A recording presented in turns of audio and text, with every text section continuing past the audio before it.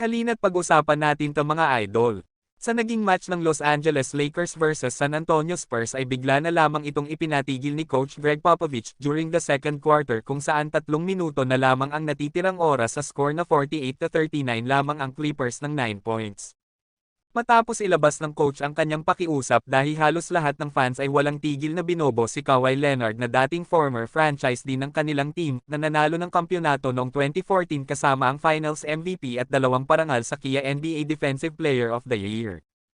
Naayon sa sinabi ni Coach Popovich ay maaari ba nating itigil na ang lahat ng booing at hayaan na ang mga taong ito na maglaro na lamang. These guys playing John Class, it's not who we are. Knock off the booing. Nagsimula kasi ito noong si Kawhi ay mag-request ng trade paalis ng Spurs dahil sa kanyang injury na naging issue kung bakit hindi sila nagkasundo ng Spurs at kapalit ni DeMar DeRozan, Jacob Poeltl, at isang protektadong first-round pick ay na-trade si Kawhi Leonard at Danny Green papuntang Toronto Raptors.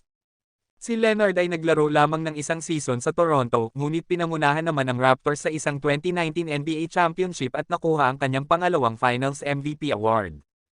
Samantala mga idol ay patuloy pa rin ang injury bug para kay Cam Reddish dahil sa groin strain. Kung saan ay natamo ni Reddish ang injury sa unang quarter ng panalo ng Lakers laban sa Utah Jazz para sa in-season tournament sa tuktok ng West Group A.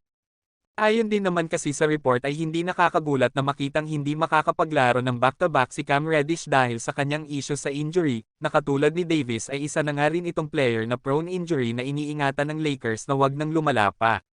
Ngunit pagdating sa season hindi malinaw kung magiging bahagi ng rotation si Reddish dahil ang lalim ng Lakers ay malamang na mapipilitang isailalim sa bench ang kahit isang player na kahit mayroong naiaambag sa team. Ngunit nakuha ni Reddish ang kanyang pagkakataon at naging isa sa mga player ng Lakers na maaasahan sa opensa at maging sa depensa ng team. Habang hindi naman makapaniwala ang lahat matapos ma-eject si Chris Paul laban sa Phoenix Suns at maging si Steve Kerr nga ay hindi rin nakaligtas ng bigyan ito ng technical foul.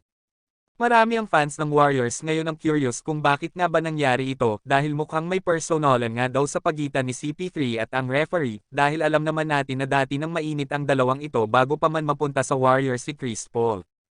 Ayon sa mga fans ay hinihingi nga daw nila na maimbestigahan ito ng NBA dahil na rin sa madalas na pagtawag nito ng foul kahit mapadikit lang na parang lamok si CP3 ay foul na agad na hindi rin nga pinalagpas ni Coach Steve Kerr at ito pa ang nangyari mga idol sa halftime ng game. And you see Steve Kerr and Scott Foster continuing their conversation. Nasa huli ay natalo nga rin ng Warriors laban sa Phoenix Suns dahil kulang na rin sila ng isang legit point guard, bukod kasi sa assist ay malaking treat din ito pagdating sa opensa.